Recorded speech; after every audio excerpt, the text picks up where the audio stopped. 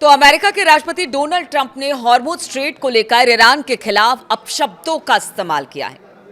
देखिए, बाद में बात करेंगे कि किस तरह से ईरान लगातार वार कर रहा है और इजराइल में तो उसने भारी तबाही मचाई है, लेकिन उससे पहले डोनाल्ड ट्रंप की बात करना बहुत जरूरी है।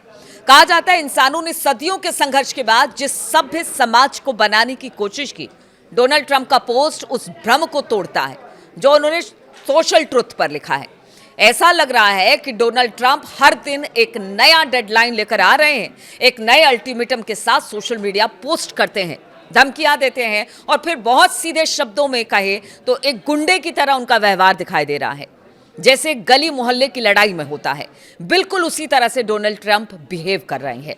ट्रंप की चेतावनी विनाश मचाने वाली धमकियों से शुरू होती है और इसमें एक डेडलाइन भी होता है, जो कि हमने पीछे कई समय से देखा है, जब से इजराइल और अमेरिका ने ईरान के खिलाफ युद्ध छेड़ा। फिर लोग कयास लगाने लगते हैं कि वो आखिर क्या करने वाले हैं, क्या वो सचमुच कोई बड़ा कदम उठाएंगे या वहां से पलट जाएंगे। चूंकि अमेरिका के पास वो शक्ति भी है, इसलिए उनकी धमकियों को किसी दूसरे देश की धमकी की तरह नहीं लिया जा सकता है, या ऐसा कहें कि ट्रंप जिस धमकी की बात कर रहे हैं वो उस पर अमल नहीं कर सकते हैं।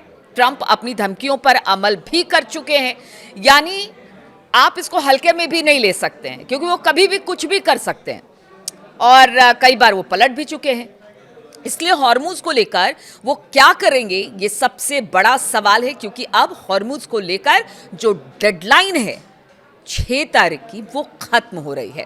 आज रात डेडलाइन खत्म होने वाली है और ट्रंप ने रविवार को सोशल मीडिया पर जिन शब्दों के साथ ईरान को चेतावनी दी, वो सोशल मीडिया पर आप पढ़ सकते हैं, क्योंकि उन शब्दों का प्रयोग मैं तो नहीं कर सकती। उन शब्दों को यहां हम ना तो बता सकते हैं ना तो दिखा सकते हैं।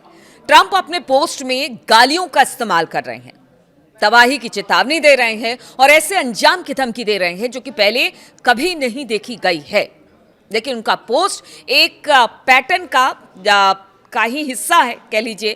ट्रंप बुधवार शाम के बाद क्या वाकई कहर बरपाने वाले हैं, ये शाम बीतने के बाद ही पता चलेगा। कुछ भी पूर्वानुमान नहीं लगाया जा सकता है।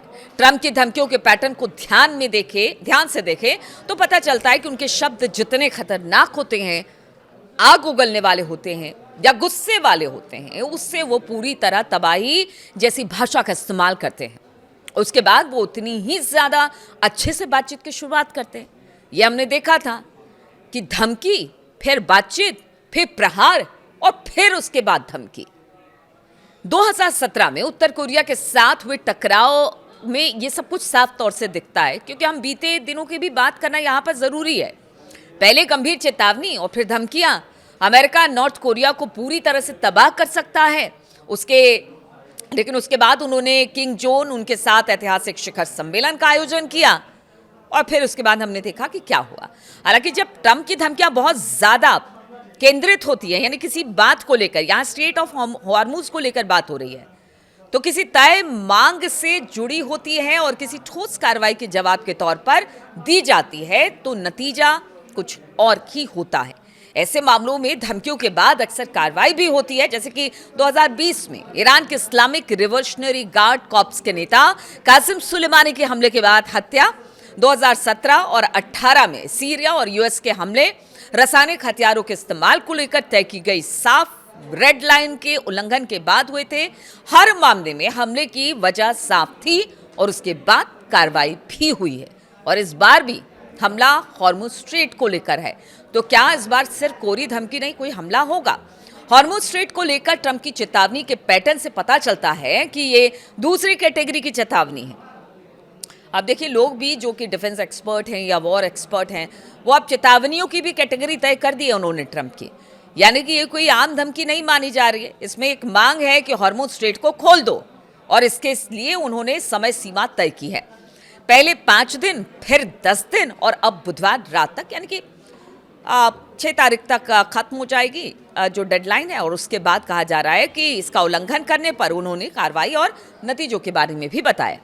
ये मेल बहुत मायने रखता है। ट्रंप जब आम चेतावनी से हटकर किसी समय सीमा के साथ मांगों को रखते हैं तो फिर कार्रवाई करने की संभावना काफी ज्यादा होती है। इसलिए ईरान के ऊंचा ठिकानों पर हमले की संभावना काफी ज्यादा नजर आती है। लेकिन अब बात ईरान की भी कर ले, ये तो ट्रंप की बात हुई, धमकी है, इस बार उनका टारगेट तय है, तो क्या जो पुराना इतिहास है अमेरिका का या ट्रंप का, क्या उसको दोहराने वाले हैं? तो बहुत सारे कयास हैं, लेकिन ईरान की बात करते हैं। इधर ईरान की संसद के स्पीकर जो हैं मोहम्मद बागर गलिवाफ ने अमेरिकी राष्ट्रपति डोनाल्ड ट्रंप को अपने देश पर हमले के खिलाफ चेता दिया है। और गालिबाफ ने क्या कहा है वो आपको बताते हैं। तो गालिबाफ ने कहा कि ईरान पर अमेरिका के उल्टे सीधे कदम उठाने का मतलब पूरे इलाके को आग में झोंक देना है।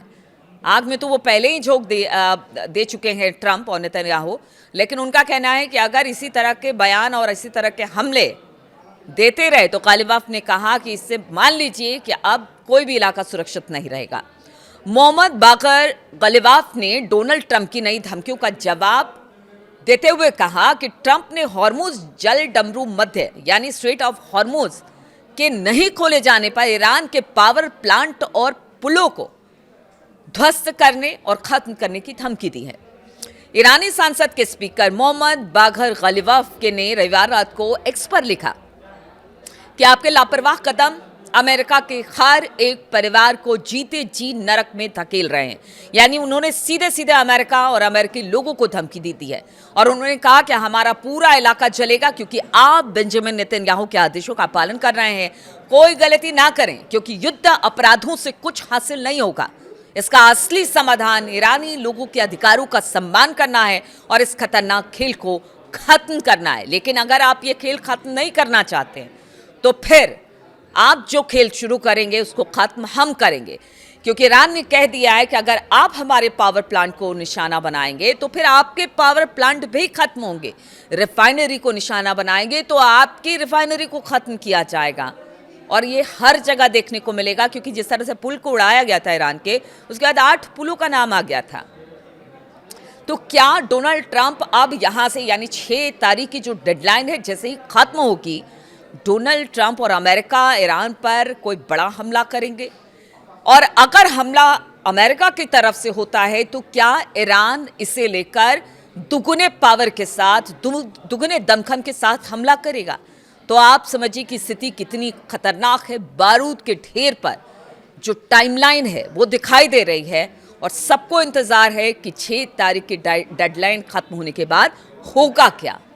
क्या यहाँ से युद्ध और भीषण होगा और जो जंग है जिसको खत्म होने की कामना पूरे विश्व में की जा रही है वो और यहाँ से बढ़ता हुआ दिखाई देगा?